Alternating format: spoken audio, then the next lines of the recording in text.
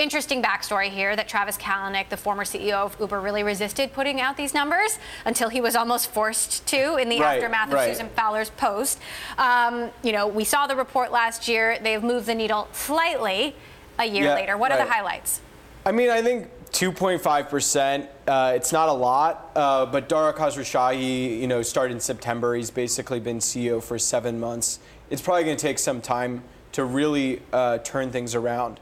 Interestingly, you know, a lot of the progress was made outside the U.S. and Canada. The U.S. and Canada actually backslid somewhat, becoming more male, while the other regions, you know, became sort of significantly more female. What about other underrepresented minorities?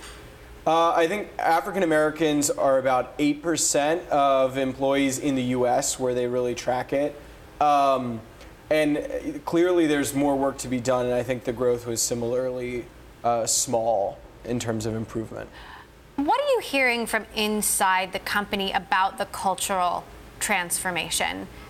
I think people are more optimistic generally and think the company is taking steps. I think we haven't seen sort of a close look at their diversity org since Dara took over. He hired Chief of Diversity and Inclusion that reports into Leanne Hornsey, their old human resources head. So the company you know, says it's working, but I think we'll still sort of have to see how it pans out. Now, what do we know about market shares? Because we know, you know, when we spoke with John Zimmer, the president of Lyft, he said that they had been gaining some significant market share on Uber in certain markets.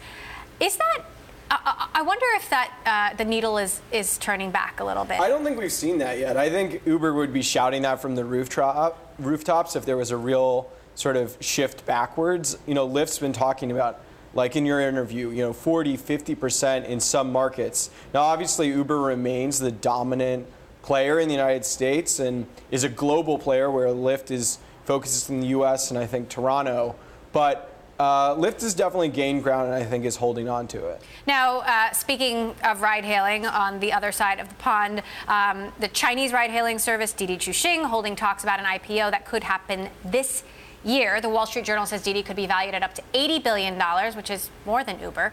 According to the Journal, the company also considering other ways of raising capital, including selling convertible bonds. What do we know? Yeah, I mean, a lot of these valuations, as we learned, are on paper until something real happens. And it's been a situation where companies, especially DIDI from SoftBank, have raised a lot of money on the private markets. So I think we'll just have to see. Uber, of course, has said that they want to go public towards the end of next year. And we reported that they're sort of looking at Zane Rowe of VMware as their chief financial officer, which would be a key piece to going public. So all these companies have gotten so big, they're certainly talking about IPOs, so it's credible, but you know what the actual value is and whether DIDI actually goes this year, I don't know. We'll see. And Dara Khosrowshahi has been fairly upfront about Uber targeting an IPO somewhere in the 2019 range. You know, does it matter if DIDI gets to market first?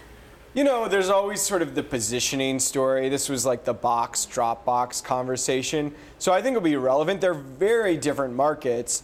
And of course, DIDI's success is probably good for Uber. Uber owns a significant stake in DIDI, and also just if the markets value ride sharing, that's good news for Uber. They're largely competing in different markets. So I think, if anything, the question is, who's going to be the better marketer? Will it be Uber or DIDI in terms of who should go first? But one doing well is probably going to be good for the other.